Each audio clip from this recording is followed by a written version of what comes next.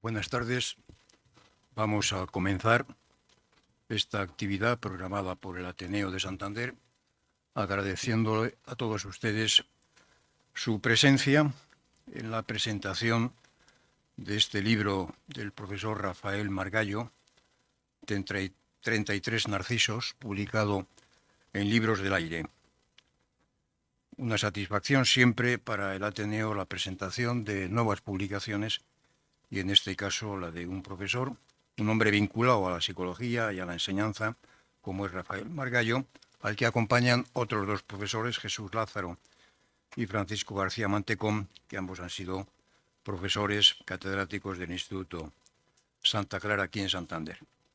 Y me van a permitir, antes de dar la palabra a los presentadores de la obra de Rafael Margallo, que lea unas líneas de un artículo que me encontré hace exactamente el día 10 de este mes en el suplemento del País, un artículo de Ignacio Peiró titulado Escritores vanidosos y narcisos. Y al leerlo me llamó la atención porque acababa de programar más o menos la presentación de este libro de los 33 narcisos. Y dice la entrada de este artículo de Ignacio Peiró: uno entiende la vanidad de un arquitecto que inaugura un puente a la altura de su megalomanía, o la del artista que engaña por $500,000 a un ricachón. Es curioso, sin embargo, que la vanidad parezca tener una relación particularmente estrecha con la literatura.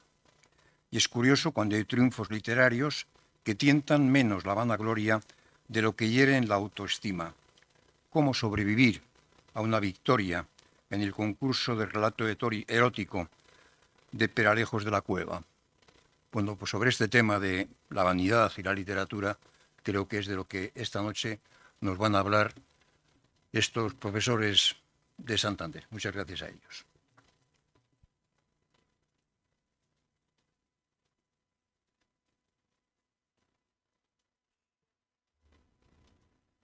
Buenas tardes.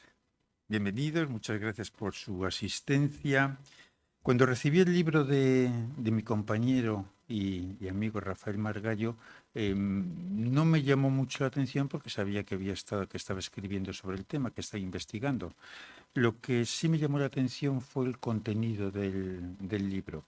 Quedé muy sorprendido, muy asombrado porque el tema de las autobiografías es un tema que yo conocí un poco solamente.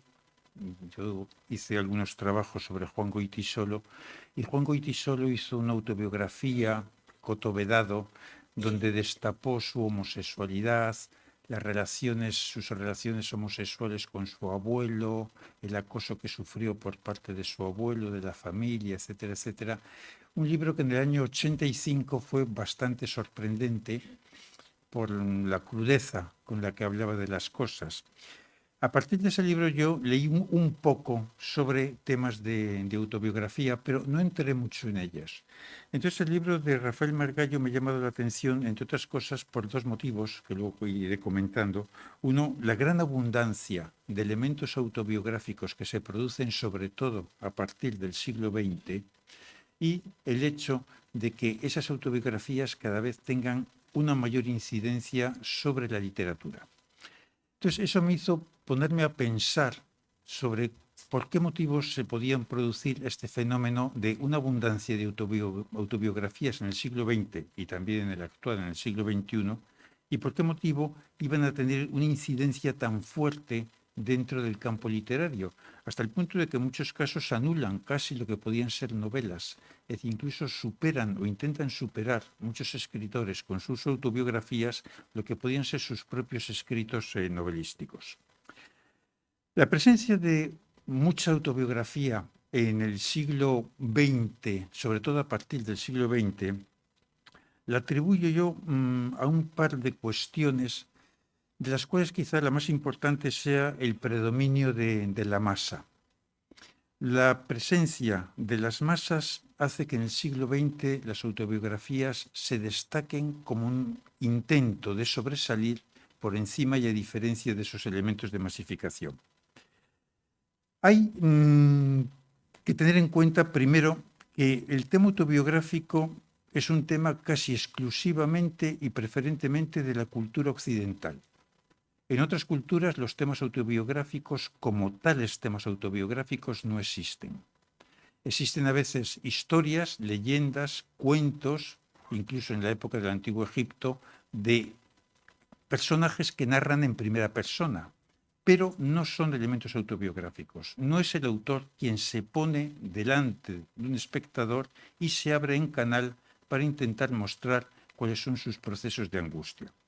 Entonces la autobiografía es propiamente occidental, es exclusiva, casi podríamos decir, de la cultura occidental.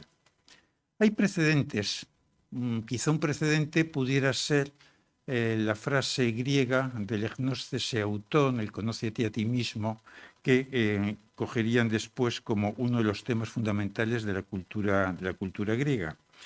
En ese conócete a ti mismo hay un intento de mostrarse veraz con uno mismo, un intento de pensar sobre uno mismo, pero ese conocerse a sí mismo no basta. Es necesario demostrar que uno se conoce a sí mismo. Es necesario escribirlo. Es necesario la estética. Es necesaria la literatura. Entonces, la presencia de literatura, la presencia de estética en el conocimiento de uno mismo obliga necesariamente a mostrarse con un orden. El estilo es mostrarse con orden. En literatura, uno de los problemas que hay es que los problemas y las enormes virtudes que tiene es que la literatura siempre es lineal, como el lenguaje. En la literatura una cosa tiene que ir detrás de la otra. Cuando uno lee una novela, uno lee una palabra detrás de la otra, un pensamiento detrás del otro. No se producen simultaneidades. Todo es lineal, es un discurso continuo. Entonces es necesario ordenarlo. El orden es fundamental. ¿Qué sucede entonces con la autobiografía? Que uno puede tener sensaciones diversas, sensaciones distintas al mismo tiempo, pero no puede escribirlas al mismo tiempo. Tiene que darles un orden, una preeminencia, una preponderancia. Y en ese discurso, en ese sistema, el conocerse a sí mismo se convierte en describirse a sí mismo. Y describirse a sí mismo ya es algo distinto a conocerse. Uno se puede conocer a sí mismo, puede pensar varias cosas a la vez, puede tener varias sensaciones, sentimientos a la vez, pero no puede expresarlos a la vez. Cuando lo expresa tiene que hacerlo en un discurso, en un proceso lineal. Y el describirse a sí mismo, ese es el proceso de la autobiografía. Entonces la autobiografía siempre es un proceso de ordenación. No es un mero recuerdo, es una escritura de ese recuerdo. Y escribir implica seleccionar las palabras, ordenar los sentimientos y hacer una visión del mundo con unos modelos y unos planteamientos determinados. El primero que hizo eso, así de una forma sistemática, probablemente fue San Agustín. San Agustín en las Confesiones organizó un pensamiento donde se mostraba a sí mismo. Después de San Agustín no hay grandes autobiografías, hay algunos escritos de autores romanos, pero no es hasta el Renacimiento cuando empieza de nuevo el proceso del conocerse. En el Renacimiento, la presencia de los elementos autobiográficos no es que sean tampoco muy abundantes. Hay memorias, hay muchos elementos de estilo, de Leonardo da Vinci o Cellini u otros autores, pero el hecho posiblemente más relevante del conocimiento se da curiosamente también, posiblemente en España, en la religión, en los místicos. Los místicos, principalmente Santa Teresa. Santa Teresa es una de las grandes autoras autobiográficas. Santa Teresa relata todo lo que está haciendo. Relata cómo ha hecho sus fundaciones, cómo fue su vida, cuáles son sus sentimientos, cómo se producen sus éxtasis místicos. Es una mujer que sí se abre en canal. Y lo hace además desde un punto de vista muy curioso, porque desde el punto de vista, en el aspecto literario, Santa Teresa hace lo que se ha denominado una picaresca a lo divino. Es decir, Santa Teresa se basa en el Lazarillo de Tormes, es su punto de referencia, donde alguien, que no es una autobiografía, el Lazarillo de Tormes, pero alguien que se cuenta desde la primera persona, lleva a cabo un proceso de descubrimiento. Entonces, Santa Teresa aprovecha y realiza a cabo, dentro de la mayor parte de sus obras, una picaresca a lo divino.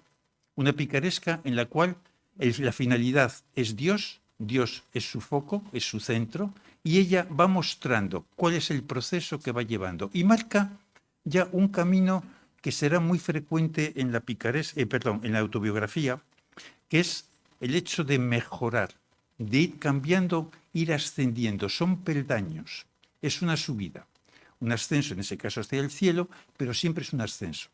Eso ya aparecía en el Lazarillo de Tormes, pero en Santa Teresa aparece de una forma clarísima. Ella parte de ser un ser humano a ser alguien en contacto con Dios, alguien a quien Dios ha elegido, ha seleccionado, es un premio, digamos, que la da Dios, no es un mérito de ella, dice, es un premio de Dios, y entonces ese premio la eleva, la levanta, y ella va mostrando todo el camino hasta llevar a cabo esa elevación suprema.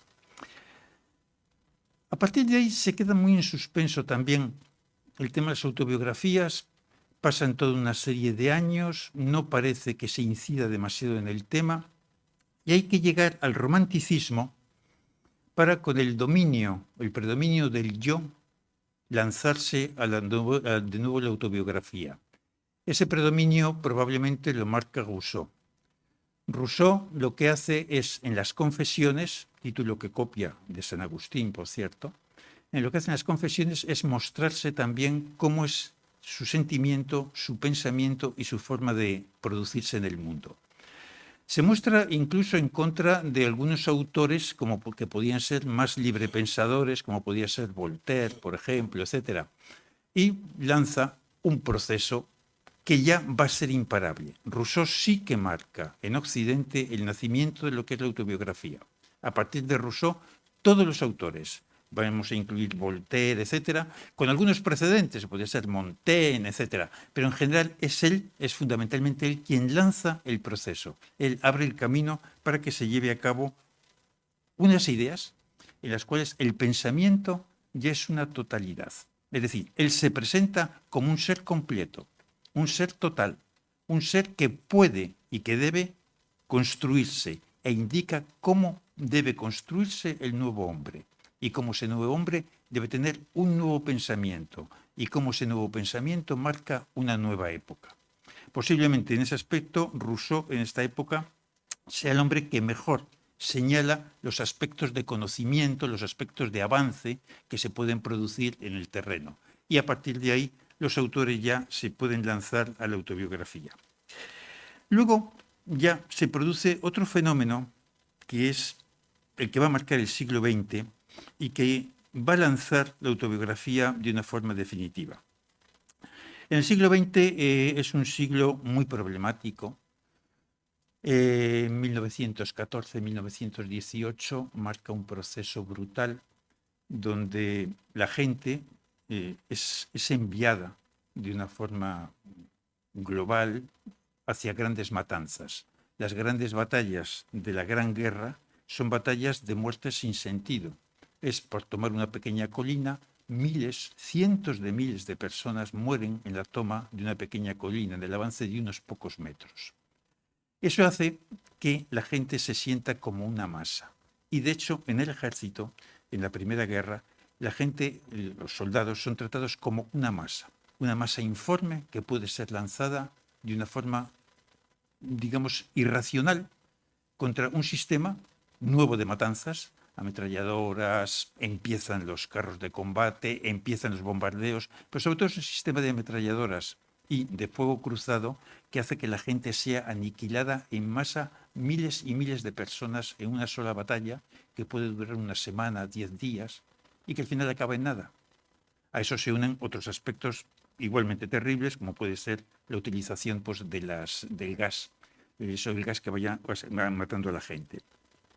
Esa sensación o esas matanzas llevan a a dos movimientos posiblemente de los más importantes posiblemente no seguro, de los más importantes del siglo XX. llevan a un movimiento artístico, por ejemplo, como es el cubismo. En el cubismo, lo que hace Picasso, aunque sea anterior a la Gran Guerra, lo que hace Picasso es descomponer al ser humano. Lo que muestra Picasso es un proceso de descomposición. Una figura cubista puede ser vista al mismo tiempo desde el pasado, el presente y el futuro.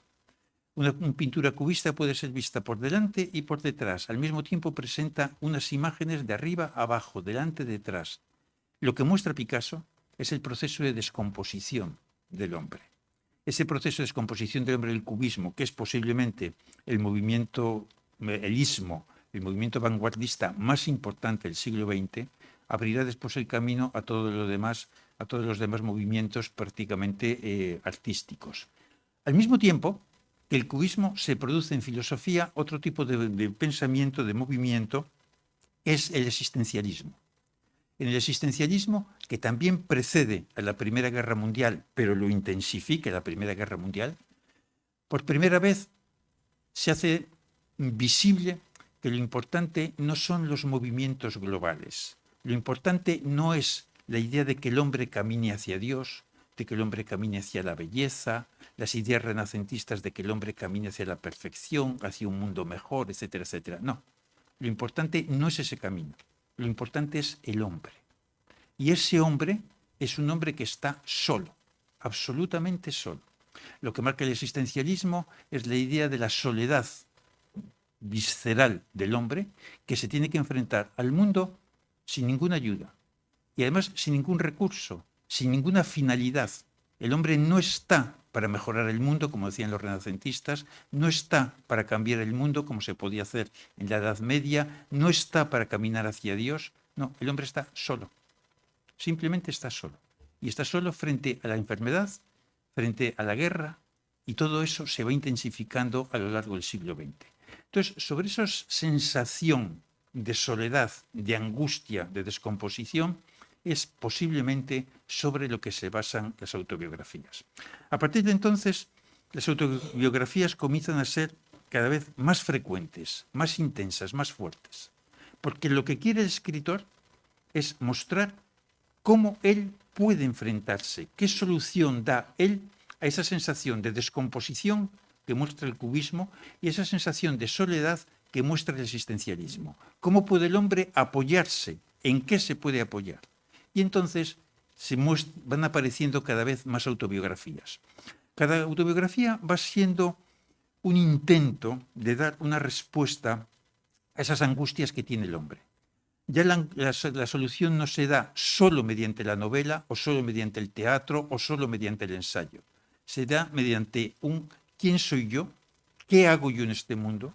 ¿Qué pinto yo? Y normalmente, además, en el mismo proceso que siguió Santa Teresa. Es decir, voy de lo menos a lo más. Da la impresión a veces en las autobiografías que solamente la gente que ha sido muy mala puede hacer una autobiografía. Pero claro, la gente que es muy buena, pues es muy buena, pues es muy buena siempre. Todos tenemos ese hijo que ha sido muy bueno siempre, y que cuando te pones a mirar y dices, oye, ¿este hijo qué ha hecho? Pues no sé, pues nada, siempre ha sido muy bueno. En cambio, en el hijo malo, en el hijo pródigo, ya la cosa se ve de otra manera. En las autobiografías casi siempre es de gente que va de menos a más. Ustedes conocerán, recordarán autobiografías pues de kinkis que se fueron de la cárcel, en fin, la gente que dice, ¿qué he conseguido yo? Pues yo he conseguido partiendo de lo más bajo, de lo más humilde, de lo peor.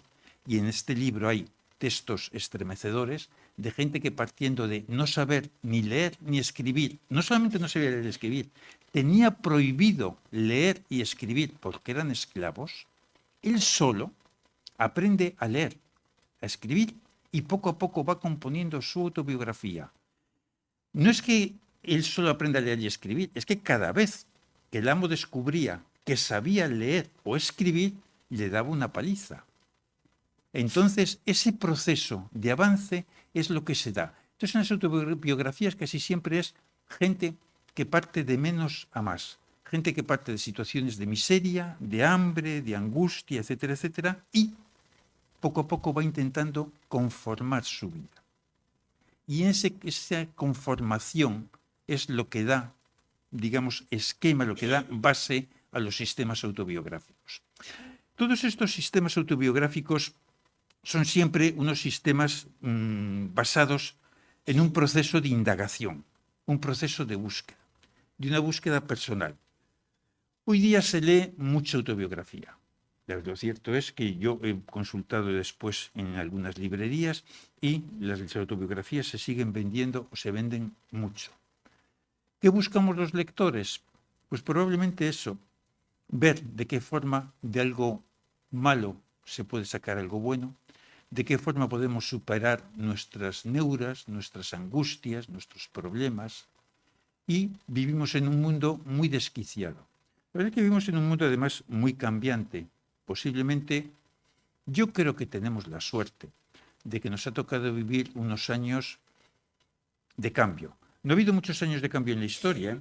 En la historia, años de cambio, pues ha habido de la Edad Media al Renacimiento, del Renacimiento a la Ilustración, 300 años después, de la Ilustración al existencialismo, 200 años después. Es decir, los cambios en la historia se han producido con bastante diferencia. A nosotros nos ha tocado vivir una época de cambio. Decían los chinos, dicen que hay un refrán, un dicho chino, que dicen, ojalá, una maldición, dicen, ojalá vivas tiempos interesantes. A nosotros nos ha tocado vivir tiempos interesantes. Un mundo que los que tenemos mi edad hemos conocido cerrado.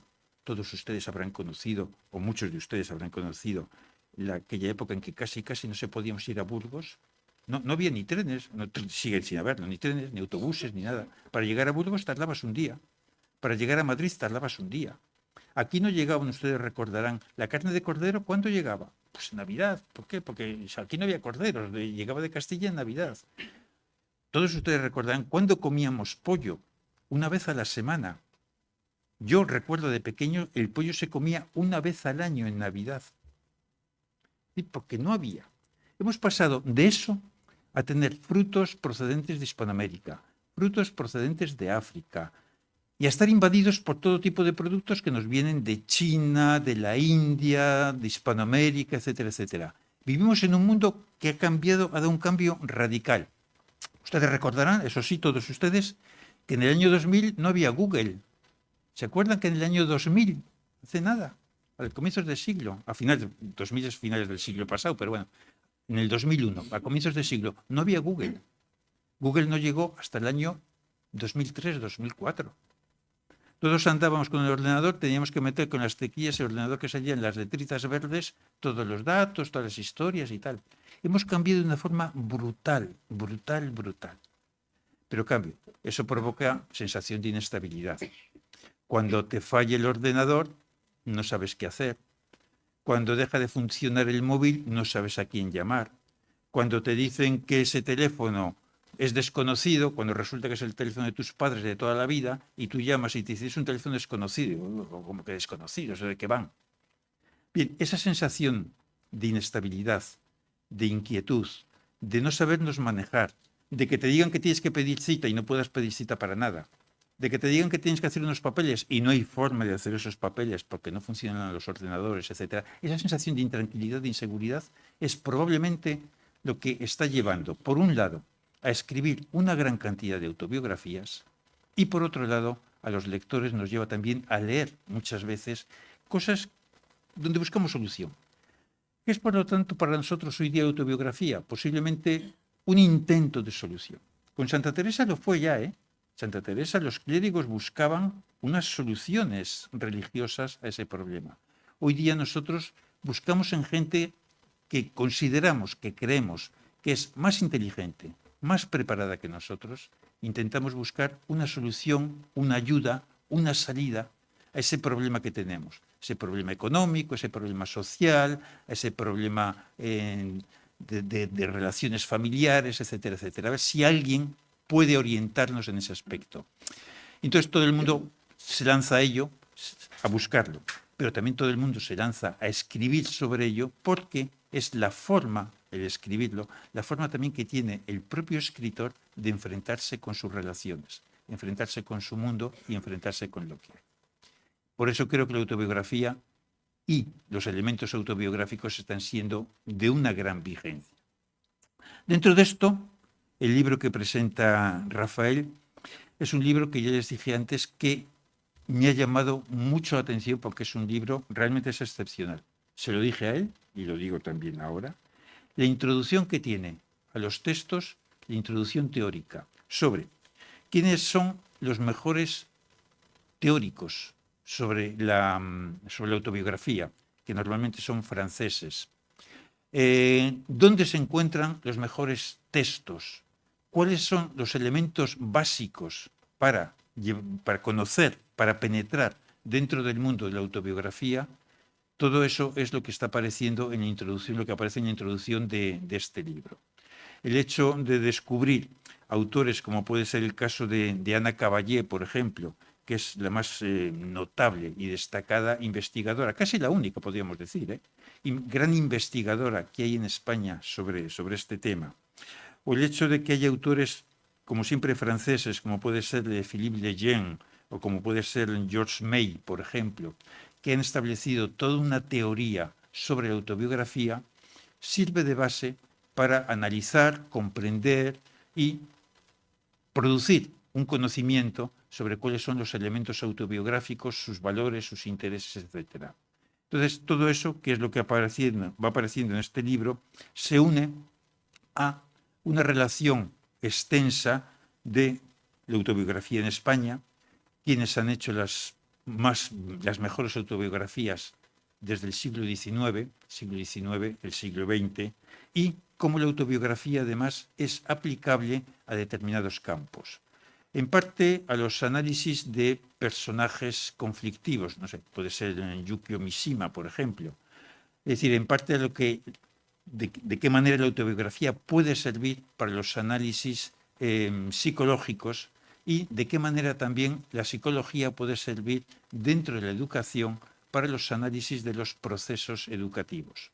Con los niños, que ahora es tan conflictivo, que los niños escriban sus sentimientos, sus sensaciones, su pequeña biografía, para un mundo como es el que tenemos los educadores, cuando hemos sido educadores ya no lo somos, que tenemos los educadores, donde poder entrar y poder penetrar en un mundo que cada vez es más difícil, es más complicado, es más oscuro para nosotros y que siempre nos sorprende.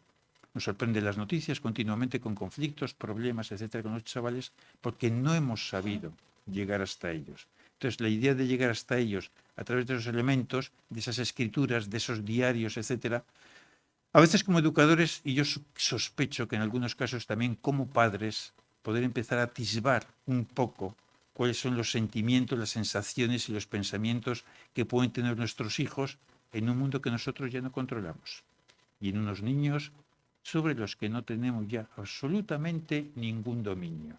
Porque, entre otras cosas, el Estado se encarga de quitarnos todo el dominio y cogérselo el Estado para quitarnos a los padres todo proceso de análisis y de preocupación. Bien, pues esta ha sido mi relación con este libro. Esto ha sido lo que este libro, lo que les acabo de decir, es lo que este libro me ha hecho pensar. Simplemente he compartido con ustedes una pequeña, digamos, autobiografía intelectual sobre lo que me ha producido la lectura de este libro. Muchas gracias.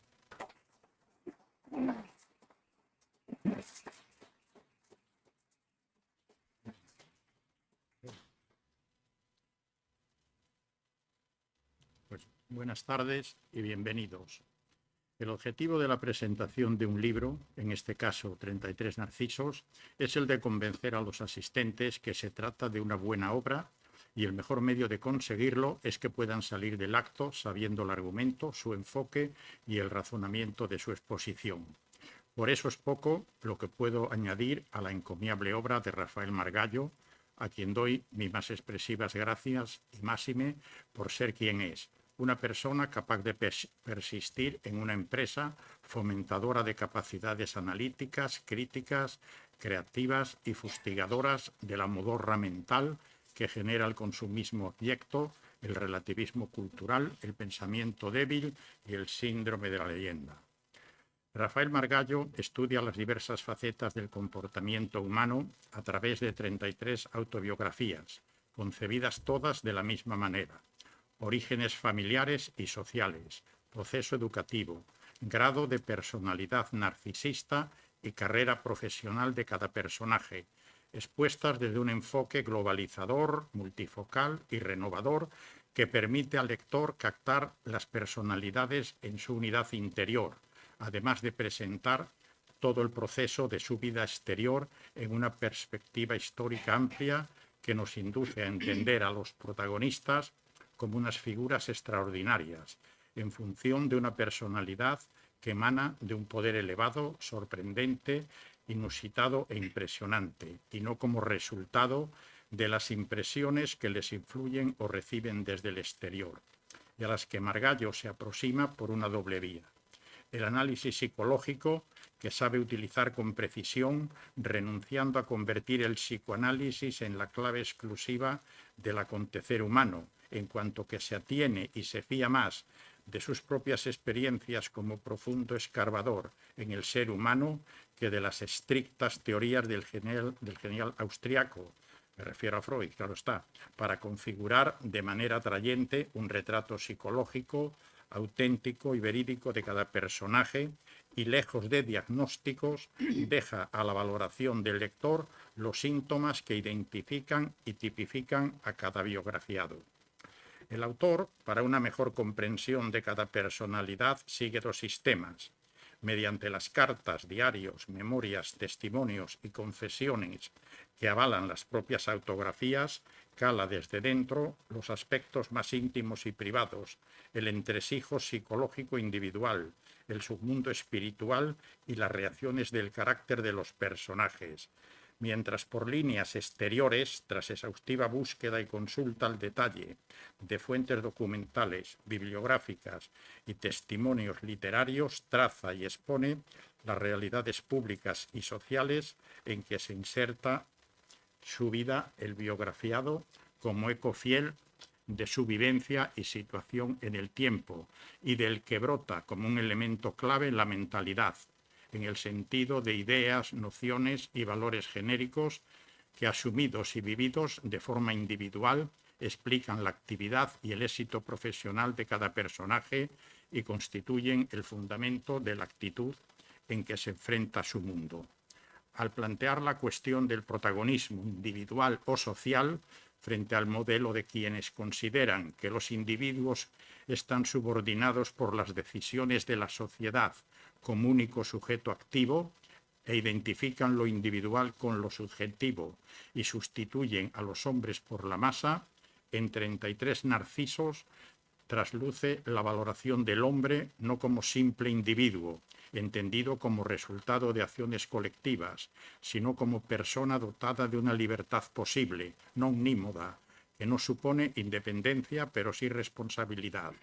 La libertad y la responsabilidad son atributos permanentes del individuo, no de la colectividad, que no se ejercen en el vacío, sino dentro de un conjunto de circunstancias que le envuelven como animal social y son condicionantes de la abstracta independencia con que el hombre puede o no puede ejercer su libertad. Tanto las colectividades como los hombres que viven en ellas se integran en unas estructuras creadas a menudo por los propios hombres a lo largo del tiempo, como una síntesis de todos los elementos que simultánea y recíprocamente influyen en las funciones humanas y condicionan pues la libertad y la conciencia de cada hombre. Son las estructuras del vivir, pues referidas a la relación hombre-medio, la realidad biológica humana, los comportamientos demográficos y los sistemas económicos. Son las estructuras del convivir, tocante a la organización de la sociedad, tanto referida a los medios de producción, distribución y consumo de bienes económicos y a sus entramados jurídicos y políticos. Y finalmente, las estructuras del por qué vivir, alusivas a los saberes, imágenes, creencias, mentalidades e ideas en los ámbitos ético, estético, filosófico o religioso. La acción del individuo no muere en él, sino que se dirige a la sociedad y en cuanto protagonista puede ejercer su libertad en tres niveles. El de las masas, genéricas e inconscientes, con pocas posibilidades de acción transformadora. el de las élites, grupos dominantes que manejan resortes de poder, saber, riqueza o creencia. Operan con gran facultad de libertad y gozan de una mayor conciencia de su participación social, y el de los genios, dotados de gran capacidad, creadores de ideas y de conexión con los grupos dominantes. Su posibilidad operativa es máxima. El genio nunca se limita a practicar lo posible, sino a imaginar cómo hacer posible lo que todavía no lo es. En su obra, Rafael reconoce la diversidad humana en rasgos, facultades y patrones de conducta específicos, que no implican superioridad ni inferioridad general, ni conducen a defender la desigualdad ante la ley, ni de oportunidades, ni de derechos civiles y políticos, pero que no es óbice para que el elenco de los 33 narcisos esté integrado por personas de diferente origen y actividad que, por su alto nivel operativo, dotes, capacidad, éxito y trascendencia y grado de influencia social y peculiaridad de sus rasgos, forman parte de las élites y de los genios. Trascienden a su tiempo y gozan de un reconocimiento universal que, por rebasar la ejemplaridad de casos, pues les ha convertido en verdaderos arquetipos humanos. Rafael Margallo se presenta como un maestro en el arte de injertar la ciencia en la literatura. Dentro de una antropología histórico-biológica, es consciente que el ser humano es un organismo biológico y social, que la igualdad genética es un mito y que toda la cultura radica en el desarrollo del neocórtex, la materia gris y blanca que, situada en el cerebro, distingue al ser humano de los demás animales y le permite funcionar de modo inteligente, adaptarse al mundo racional y resolver problemas con éxito, y que la evolución avanza por medio de una selección basada en la existencia de diferencias genéticas e innatas e individuales que, existentes en los seres humanos, se extienden a los rasgos y facultades que se manifiestan en la inteligencia, la personalidad, la enfermedad mental o la criminalidad.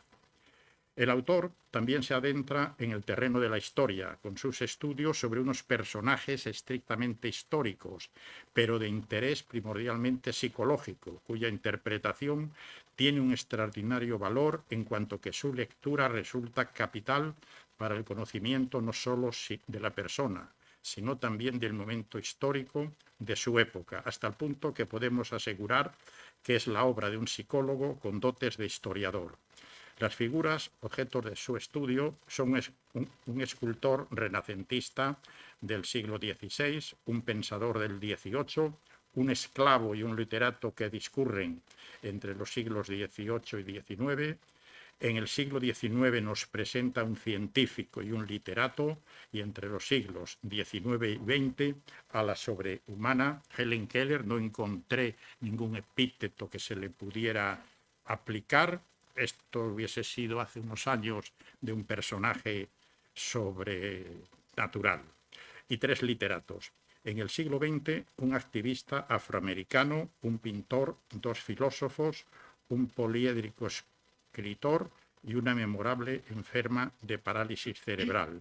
Y entre los siglos XX y XXI, un abolicionista, cuatro artistas, un científico, un cocinero, un deportista, dos escritores, cuatro médicos. Aquí casi podría dar una impresión personal. Uno de ellos fue un auténtico renovador, diríamos, de la psiquiatría. Me estoy refiriendo pues al doctor Castilla del Pino, y al mismo tiempo el ejercicio de una práctica parental o diríamos paternal que le convierten en todo su desarrollo al final pues un auténtico personaje pues de tragedia griega. Dos personas con minusvalías, y ya en pleno siglo XXI desarrolló pues su vida, su escritura y su experiencia la heroína pakistaní Malala. Pudiera pensarse que Rafael Margallo ha elegido complacidamente aquellas figuras que le resultaban más gratas por motivo de afinidad, o que se sintiera impulsado hacia ellas por una desbordada simpatía, o quizá a veces se pase de entusiasmo, pero lo cierto es que nada hay en su obra que resulte apático y frío, o pueda concebirse como una pugna de buenos y malos. Como biógrafo, evita el apasionamiento y se atiene a criterios objetivos. Se ha propuesto una toma de contacto, no una toma de posiciones ante la realidad. Y se ha esforzado en buscar las razones de los protagonistas. Cada hombre tiene su razón. Frente a la contienda, pues de carácter ideológico, donde cada antagonista tiene a convertir su razón en la razón, la postura de Rafael ha sido todo lo contrario, de respeto y de tolerancia para con las personas con diferentes planteamientos ideológicos o científicos, y en pos de la objetividad ha sabido impregnar a todos los personajes de una simpatía universal que amplía su propio yo, pues en vez de ahogarlo. El objetivo del autor ha consistido en extraer en cada caso el carácter moral del personaje antes que la narración de los acontecimientos públicos de la época. De ahí el tratamiento exhaustivo sobre la educación y las disposiciones naturales del personaje, que parecen calculados para revelar la naturaleza del hombre. Las imágenes vivas de los elegidos y su exposición como modelos de grandeza humana coadyuvan a la precisión de interesantes anécdotas y de muchos pasajes históricos memorables que son más importantes que los hechos en sí mismos. Aquí, a modo ya casi personal, y esto lo comenté en su momento, Mesonero Romanos, uno de los autores de su propia biografía, pues refiere la reacción que tuvo Napoleón cuando visitó el Palacio Real, donde estaban la mayor parte de las pinturas que hoy aparecen en el Museo del Prado, y cómo permaneció extasiado como una hora pues ante el retrato de Felipe II. No le interesó absolutamente nada más. Esto me recuerda pues dos hechos de otros personajes pues parecidos a Gran Corso, vamos a llamarle así. Uno pues fue el de Stalin ante el retrato de Iván el Terrible, de quien mandó lógicamente hacer una película en cierto modo hagiográfica, y otro ya de distinta índole, la reacción que tuvo en el Museo de Berlín Hitler al observar el retrato de Nefertiti. No sé si sería como modelo de la belleza germánica que quería desarrollar desde sus planteamientos racistas.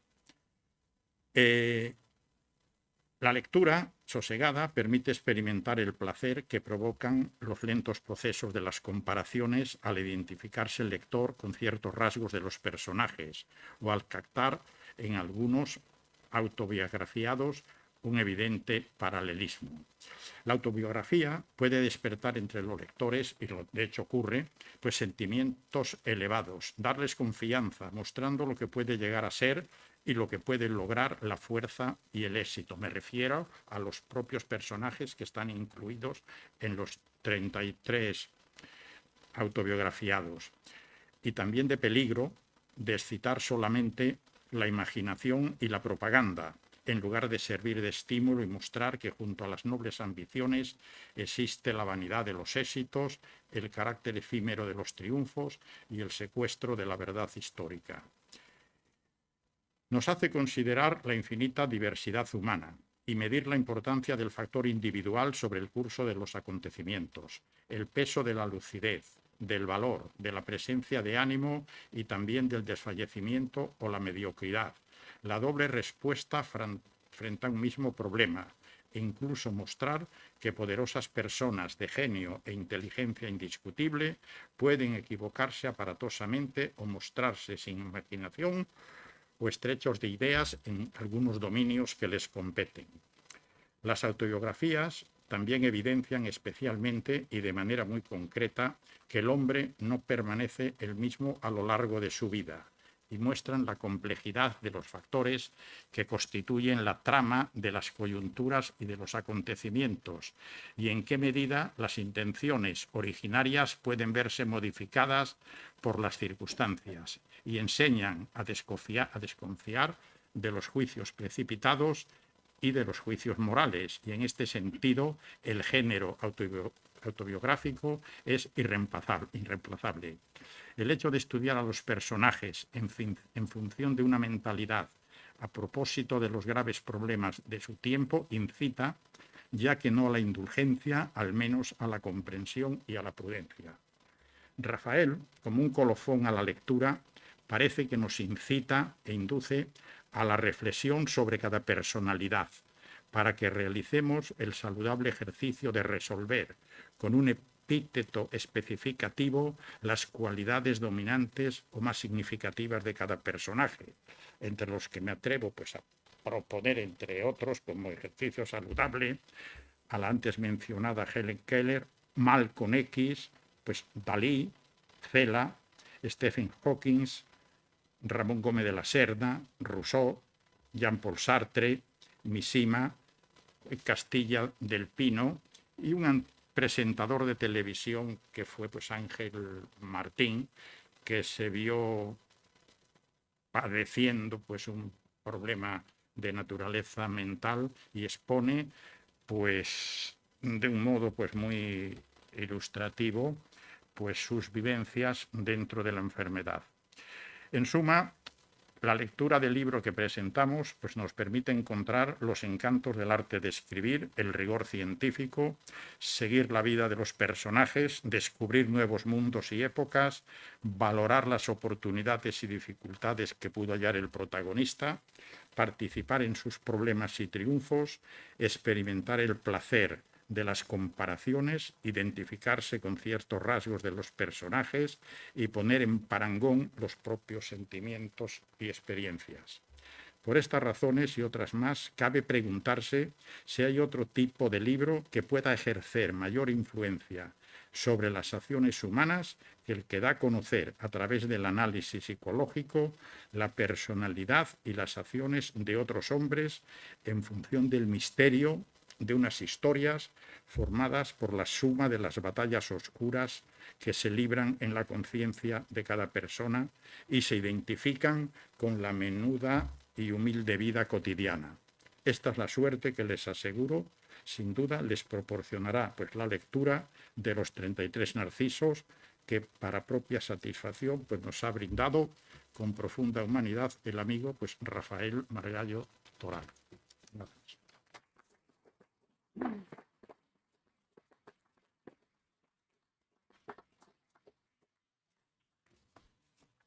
Buenas tardes. Muchas gracias por haber venido. Muchas gracias a mis compañeros del Instituto Santa Clara, que es un honor para mí que estén ahora conmigo y me echen todas estas flores. El objetivo de este libro es fomentar el gusto por la lectura y concretamente el gusto por la lectura de las autobiografías. Se leen muchas novelas, mucha gente te dice, y es verdad, es que es autobiográfico. Sí, es posible. Es que la vida del autor está metida en tal personaje, perfectamente, pero no es una autobiografía. Entonces, cuando uno comienza a meterse en este mundo, que es más amplio de lo que desde luego yo pensaba al principio, descubres cantidad de matices. Objetivo de leer una autobiografía es aprender de la vida de los demás, aprender de los demás como persona, personas a las que conocemos porque son personas públicas, son científicos, son escritores, pero no sabemos nada de ellos como personas humanas. Sabemos que le han dado un premio, que tiene una cátedra, que ha operado a no sé cuántas personas, pero cuando ellos escriben su propia vida y leemos a través de los renglones anécdotas de su infancia, relaciones con sus padres, cómo les fue con los compañeros en el colegio, en el instituto, en la universidad, empiezas a entender más de aquella persona de la cual sabías exclusivamente el aspecto profesional. Ese es un poco el objetivo, hacer gustar a las personas por la lectura de este tipo de obras, a las personas y sobre todo a los adolescentes. se leen muchas novelas, pero es un género que no leen tanto. Entonces sí me gustaría potenciarlo en la medida que se pueda.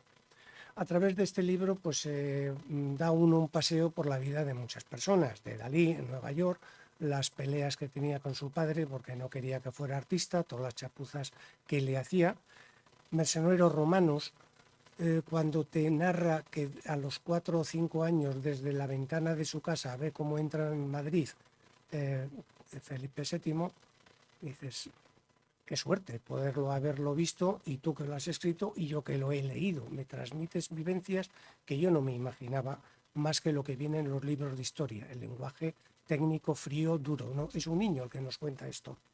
O recorrer las Ramblas de Barcelona con Nazarío y su amigo Ocaña disfrazados y detrás la policía detrás de ellos porque son homosexuales, no está reconocido, arman sus buenas orgías en público. Es otro aspecto de la personalidad humana. O Rosa Parks en un autobús cuando ella se niega a ceder a los de raza blanca su asiento, porque los de raza blanca ya están cubiertos. Dice, no me voy, la vamos a detener, me detenéis. Todo eso lo va contando a través de cada uno, a través de su autobiografía.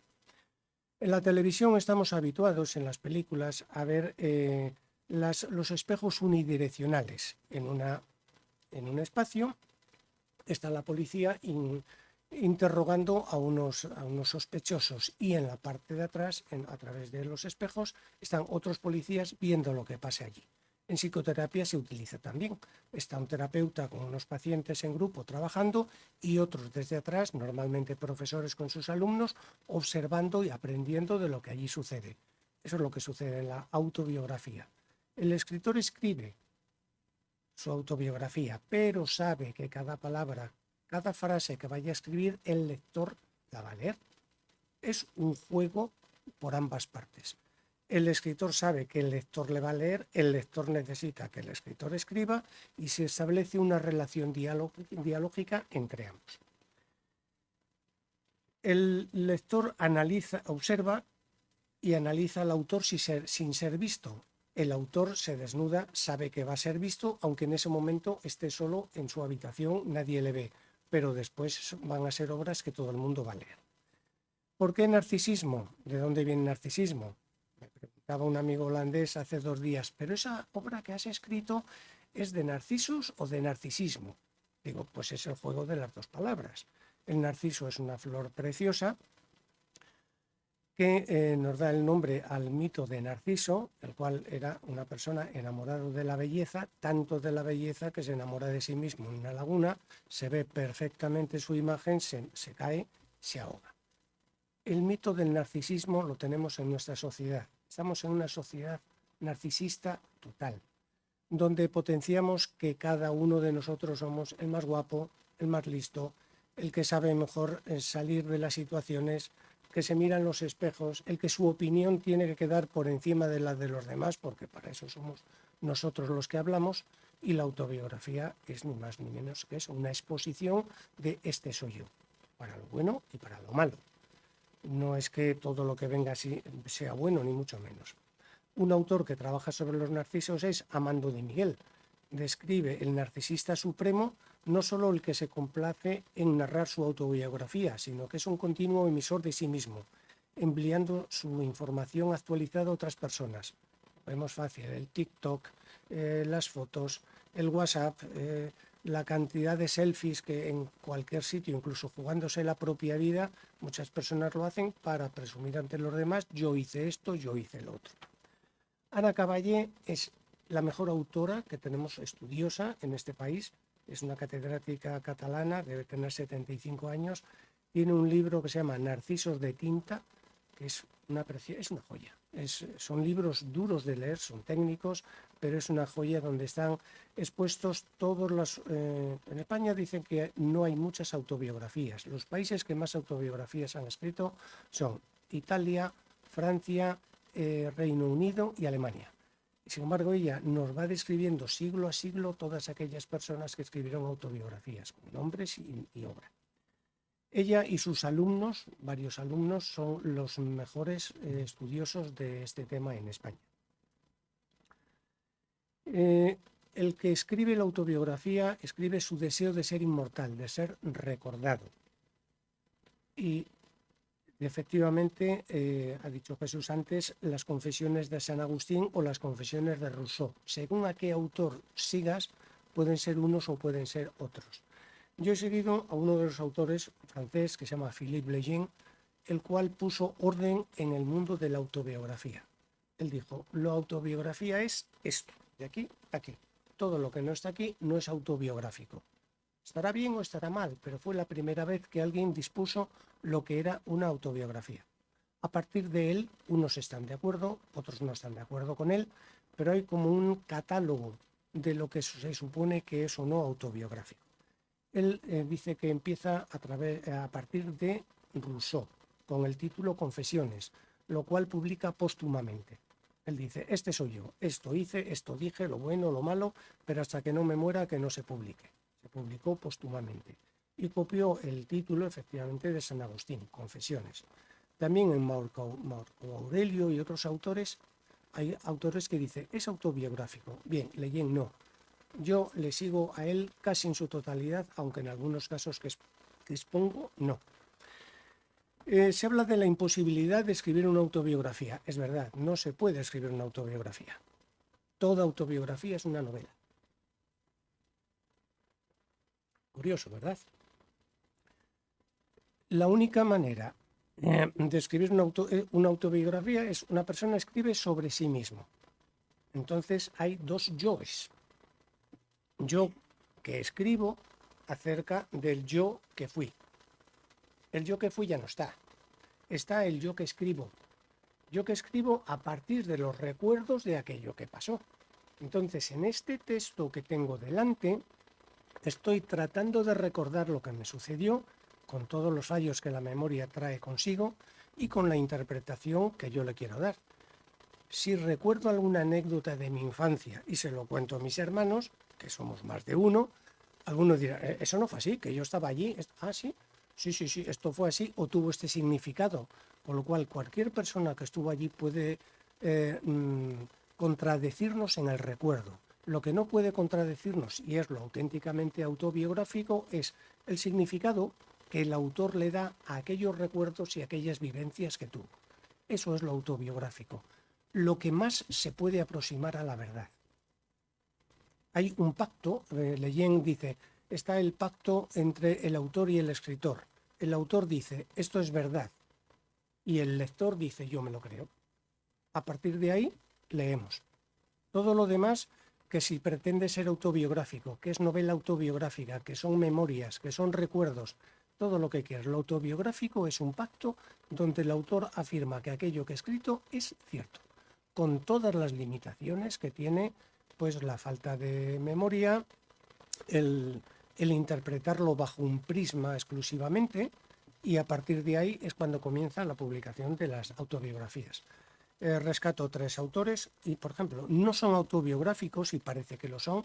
Automoribundia de Gómez de la Serna o Diario de un escritor de Dostoyevsky, lo lees, dice, esto es una autobiografía. Pues no, es una novela, pero nos creemos que sí. Yo, de hecho, tuve que desechar unas cuantas que fui leyendo porque no lo eran. Habla Memoria de Nabokov o de Oscar Wilde de Profundis, parecen autobiográficos, pero no lo son.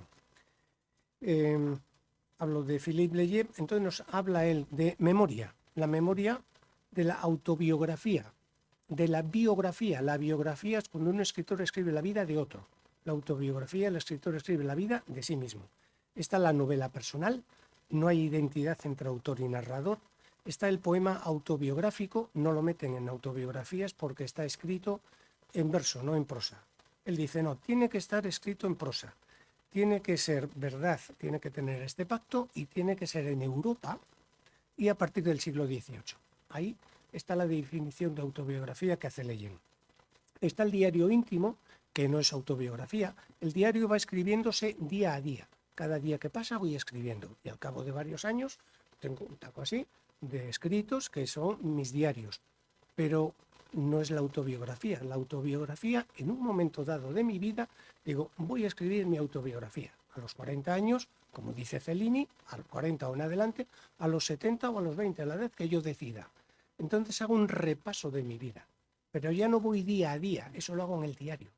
Aquí hay una distancia mucho mayor desde que escribo a los recuerdos de los que parto. Luego está Gusdorf, que está May, que ha hablado Jesús de él, y Gusdorf, donde dice, esto es la psicología del yo. Entonces se muere Dios, dicen Dios ha muerto, está el hombre solo, y está, a partir de aquí viene la psicología del yo conmigo mismo, yo frente a mí, y yo voy recorriendo. Mi vida no coincide con Leyen, él afirma que hay otros autores que entran en lo autobiográfico, y voy a hacer un repaso rápido por la autobiografía española, que dice, si no hay una corriente que dice no hay, pues mesoneros romanos del siglo XIX, tienen Memorias de un setentón, que analizo aquí, se sigue editando y se vende mucho, además, Ramón de Campoamor, Emilia Pardo Bazán, Quevedo, un romance que dice, dicen que soy Quevedo, José Estrañi, Azorín, Confesiones de un pequeño filósofo, Los hermanos Quintero, Pío Baroja, Azorín, Villalonga, etc. Aquí hay un total de 33 autobiografías. Me diréis, ¿y por qué 33?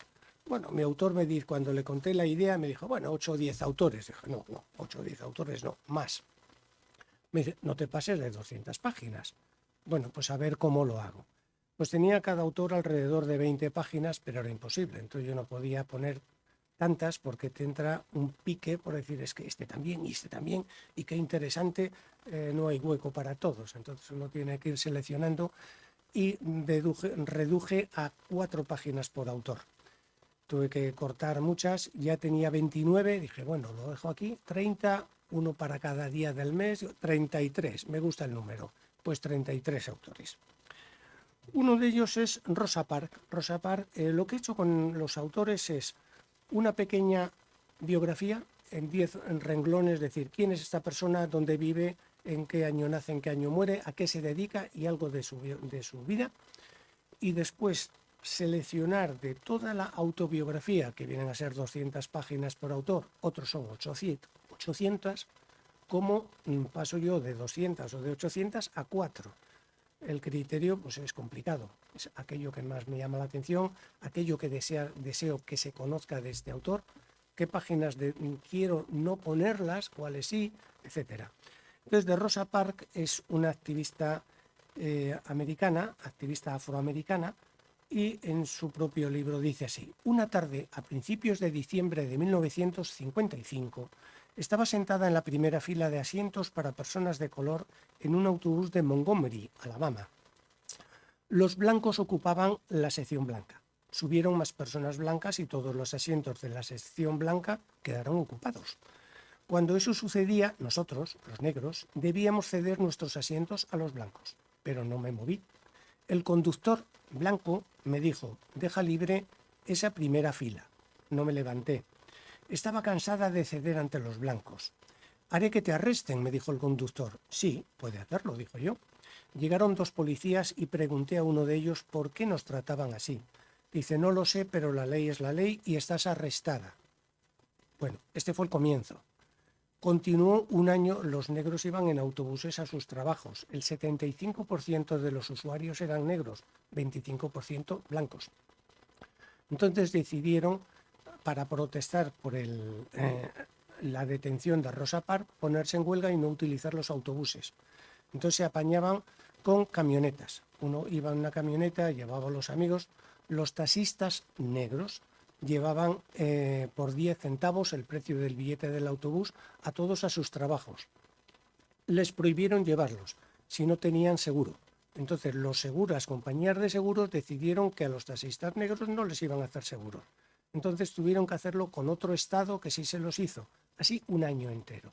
Lo va narrando punto por punto cómo fue esta pelea frente al Estado y defendiendo sus derechos.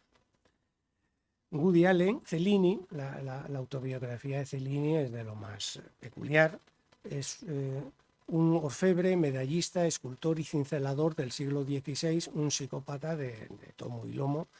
Se peleaba con cualquiera que le llevaba a lo contrario, trabajaba para el Papa, para el hijo del Papa, para el obispo de Salamanca, sacaba la navaja o el puñal rápidamente. Es una novela que él dice que es verdad. Ciertamente, comparándolo con otros, parece que exagera más que los demás. Él no la escribe directamente, sino que se la va dictando a un chaval. Tiene un chaval en el taller, él le va contando lo que le pasa y el otro toma nota. No le pagaron en un monasterio. Dice: corrí a mi taller, agarré un cuchillo que tenía y me precipité a casa de mis enemigos, que en su casa estaban y no en el taller. Yo le di una puñalada que le atravesó el sayo, el coleto y la camisa de parte a parte, sin tocarle la piel siquiera, ni hacerle daño alguno. En la calle me encontré con el resto de la familia, más de 12, armados todos. Embestí contra ellos como un toro furioso, derribé a 4 o 5, me caí manejando mi cuchillo. Así todo, junto a unas obras escultóricas preciosas. Tiene un salero de 30 por 20 en oro, lo más espectacular, lo podéis ver en Google, es algo divino. De Dalí, pues, ¿qué vamos a decir? Una persona que es yo y yo. Surrealista, tan surrealista que dice: yo no soy surrealista, el surrealismo soy yo. Tenía 8 años y cada mañana me preguntaba: ¿el triciclo o mearme en la cama? Estaba seguro de humillar a su padre y tranquilamente soltaba el reguero entre las sábanas. Tuvo la desgracia de que murió un hermano suyo antes que él, que era 7 años mayor. Y decía: cada vez que mi padre me mira, no me está mirando a mí, está mirando a mi hermano. Tuvo una relación muy difícil con su padre. Fue un hombre que le gustó ser genio, que describe con todo lujo de detalles cuando se le ocurrió ir a Nueva York con un pan de 20 metros bajo el brazo, o para ser conocido coger una bañera llena de agua, romper un escaparate en la avenida principal de Nueva York, con lo cual es detenido, salen los periódicos, que es lo que él quiere. Bueno, pues es no la obra pictórica, sino la persona. Fernando Fernán Gómez, bastante conocido, dice: como es natural, yo nací, como todo el mundo, en Lima, pero no me registraron allí, como a todos los hombres, sino que me sacaron del Perú casi de contrabando, porque la compañía de teatro continuaba su gira. Fue escrito en Buenos Aires. Describe muy bien Madrid de su tiempo, cómo va al teatro, como siendo un chaval, deja la escuela, va al teatro, pero en el teatro no está a gusto, porque le empiezan a dar papeles en las obras, cuando había otros actores mayores, adultos, más profesionales, pero era más barato un chaval. Entonces prefiere ir a la escuela, el hambre que pasan, en fin. La autobiografía es un método estupendo de estudiar la sociedad. Es un método de análisis histórico, nos estudia la época. Cuando leía Mesoneros Romanos, que dije: ¿cómo me voy a meter yo 800 páginas de un señor del siglo XIX? Bueno, disfruté un montón, porque te mete en la época, te introduce en personajes que los conoces de los libros de historia exclusivamente. Por ejemplo, la anécdota de Wellington con Goya. Wellington quiso que Goya le hiciera un retrato y le llevaron a la villa de Goya, a orillas del Manzanares. Tomó sus medidas, tomó sus apuntes, y cuando ya consideró que se lo podía enseñar, se lo enseñó. A Wellington aquello no le gustó, y no solo no le gustó, que se lo hizo manifiesto a través de duras palabras. Aquello era una mamarrachada. Entonces Goya, tal y como era, le faltó tiempo de ir a coger las pistolas. Wellington sacó los sables, y menos mal que se metieron en medio unos cuantos, porque si no la historia nos hubiera contado algo muy distinto. Esas cosas no salen en los libros de historia. Entonces son anécdotas que conoces la época, conoces lo que comen, lo que viven, las relaciones que tienen, cómo son las casas, las familias, el barrio. Mesoneros Romanos te dicen la época donde la gripe hace estragos, y como de camino de su casa a la escuela se encuentra 7 cadáveres y alguno moribundo tirados en las calles. La madre le coge, le mete en casa, y en 7 meses no va a la escuela. Dices: claro, no me hago idea. Lees un libro de historia y son datos fríos, objetivos. La gripe, tantos muertos, la batalla la ganó este señor, pero no entran al detalle. Como psicólogo me parece de lo más rico entrar en la vida privada de las personas. Nazario, pues es un historietista y pintor español. maestro, está en Sevilla, se marcha a Barcelona y es famoso por las historietas underground que publica, son de los primeros que se publican, viven de ello, pretende vivir de ello, tienen que salir corriendo de la policía porque, bueno, pues es una época en la que la sexualidad no está bastante controlada, hacen historietas con penes grandes, con sexos enormes, que tienen que vender bajo cuerda en los distintos festivales. Es una vida bohemia, pues si no lo lees, pues no te pones a... ¿Y por qué este deja la escuela y se dedica a esto? Bueno, Patti Smith, cantante y escritora norteamericana, Helen Keller, que habla Paco de ella antes, escritora y oradora y activista política, siendo sordomuda, naciendo en el año 1880. Hoy hay una tecnología que nos permite que estas personas se puedan expresar. En su época no. Fue muy difícil. Dice, poco a poco me acostumbré a la oscuridad y al silencio. Estudiaba al tacto todos los objetos. Alguien sacaba agua. La maestra, que le puso el padre, me colocó la mano bajo el chorro de agua y mientras experimentaba la sensación de agua fresca, escribió la palabra agua mi maestra en la otra mano. Cuenta la vivencia de ir al agua, de ir al mar, de estar en el mar, qué bien, qué bonito, hasta que tropieza con una roca, se cae al suelo, le pasa el agua por encima y está asfixiada, ahogada, asustada, ¿esto qué es?, ¿no? Todas esas cosas. Malcolm X, curioso, dice, por robar le metieron 10 años de cárcel. Y dice, pero es que usted es violento, sale en los medios. Dice, soy partidario de la violencia si la no violencia solo nos conduce a alargar indefinidamente la solución al problema negro bajo pretextos de evitar la violencia. Narran en esta obra, los últimos renglones, cómo muere en un acto como este. Está dando una charla y cuando está dando la charla alguien grita en la octava fila, usted que tiene en el bolsillo, que tiene en el bolsillo. Todos miran a la octava fila, mientras tanto desde la primera le disparan y desaparecen. Todas estas cosas quedan constancias. Rosa Parks, Fellini, ya lo comenté.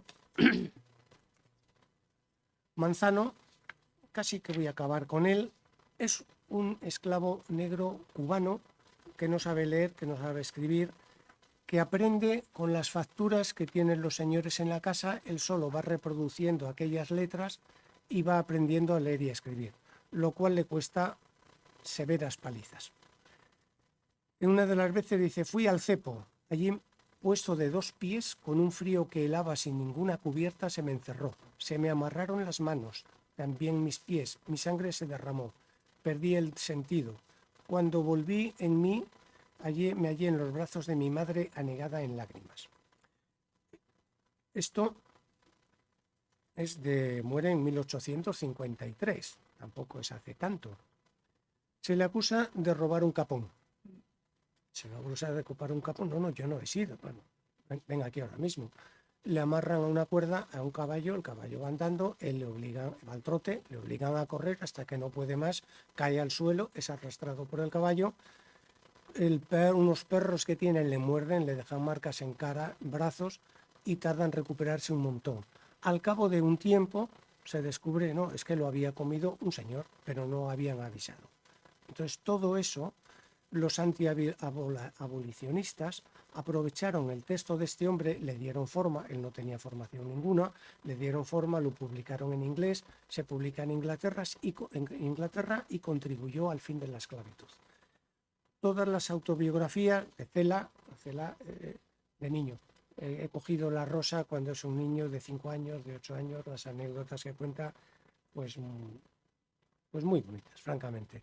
He disfrutado un montón escribiendo este libro, he aprendido muchísimo de la vida de todas las personas y quisiera transmitirlo a través de ello, no solo que se lea el libro, sino que de ahí, cuando uno le apetezca a un autor, vaya a la obra original, porque realmente es un disfrute. hoy que tanto se dice, esta novela está basada en hechos reales, esta película está inspirada en hechos reales. Estos son hechos reales, con toda la problemática que puede atraer lo que hemos hablado antes, la dificultad de recuerdo o la propia deformación que puede hacer el autor, queriendo o sin querer, pero tiene la validez de ser hechos reales. Y nada más, muchísimas gracias.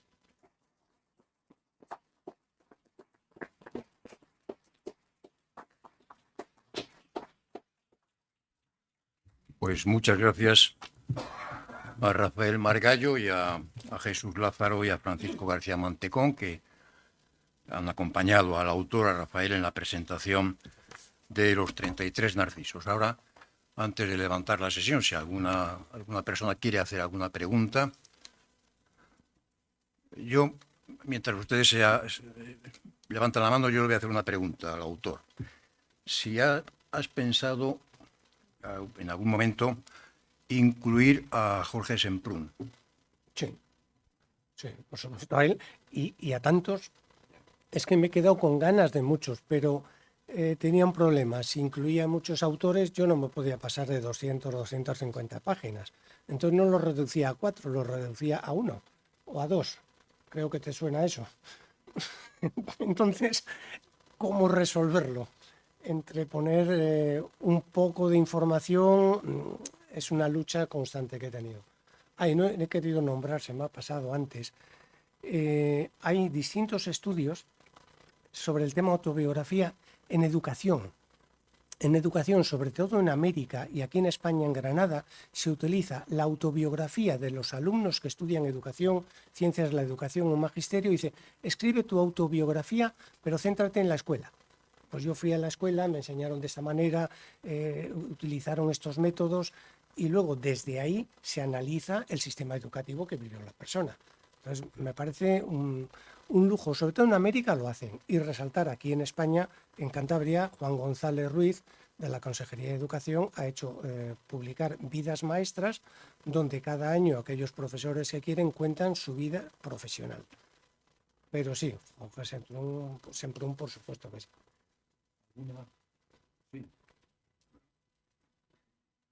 Bien, pues estoy un poco afónico. No sé quién oí por ahí que la calidad de una persona se mide por la valía de sus enemigos, pero yo creo que mejor es que la calidad de una persona se mide por la valía de sus amigos. Y la verdad es que el placer que hemos tenido de escuchar a tus dos acompañantes, bueno, pues ha sido una sorpresa añadida a lo que yo ya sabía que iba a ser tu libro, ¿no? Así que muchas gracias a tus dos presentadores, que ha sido un gran placer. Entonces, un poco inspirado por lo que decía don Jesús sobre la linealidad de las presentaciones biográficas, a mí me ha inspirado, o sea, me ha recordado lo que es la linealidad del tiempo que nosotros vivimos.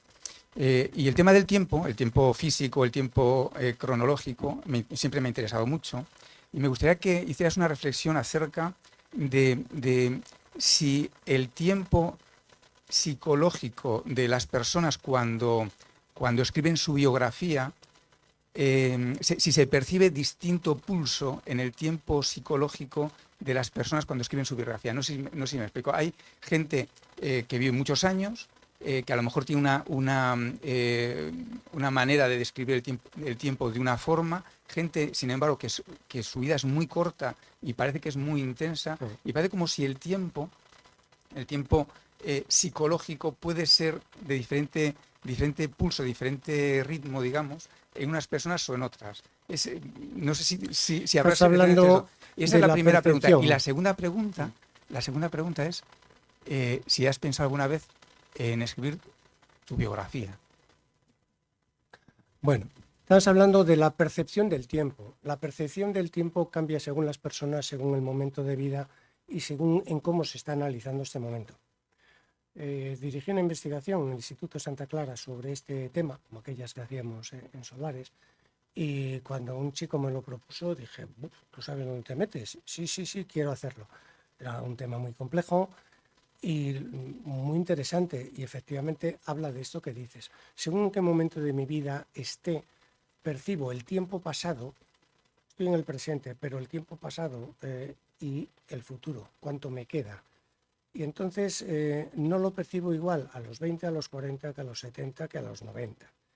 Según tenga una vida normal, una vida de enfermedad, una vida feliz, una vida incómoda, todo eso hace que cuando recuerde el tiempo cargue más, haga más hincapié en unos hechos que en otros. No se recuerda de la misma manera los hechos acontecidos, vividos de un modo agradable a un modo desagradable. Y luego se recuerda en función de la edad con mucho más precisión los tiempos pasados, vamos, además los colores, cómo iba vestido, que los tiempos de ahora, que no me acuerdo ni lo que comí ayer. En cuanto a escribir mi autobiografía, de momento no tengo tiempo, no sé si lo haré algún día ni si a alguien le interesará. Pero mira, estoy escribiendo sobre mi padre porque me lo ha pedido mi hijo. Dice, oye, yo quiero que escribas sobre el abuelo, cosas que yo no sé. Digo, vale, pero solo para ti, ¿eh? Esto va a ser solo para ti. De mi abuelo ya escribí, ayudado por mi prima, que está por ahí, y que me dio algunos datos que yo necesitaba, y entonces lo compartí con mis hermanos, porque siempre hay una curiosidad, y sobre todo esto por los niños. Y mi abuelo, aquel que se murió, ¿dónde vivía? Y mi abuelo, pero era joven mi abuelo, porque es muy mayor mi abuelo, pero sí, pero cuando iba a la escuela y tenía 15 años, ¿cómo que mi abuelo tenía 15 años? Y era un gamberro, ¿qué dices? Pues es muy serio. Entonces, es una riqueza enorme la que tenemos a través del lenguaje. Como dice Jesús, están los hechos, pero si no lo traspasamos al papel, si no lo traspasamos a través de unas frases, eso se pierde. Y transcribirlos y traspasárselos a nuestros nietos, a nuestros amigos, al que sea, es rico. Igual escribo sobre ti. Que te conozco.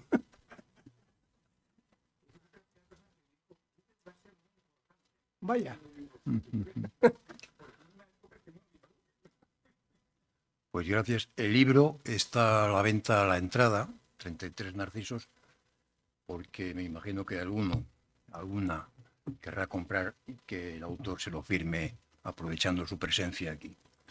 Le reitero a Rafael las gracias por venir al Ateneo a presentar su último libro, y a Francisco y a Jesús que le han acompañado. Muchas gracias. Y a ustedes. Muchas gracias.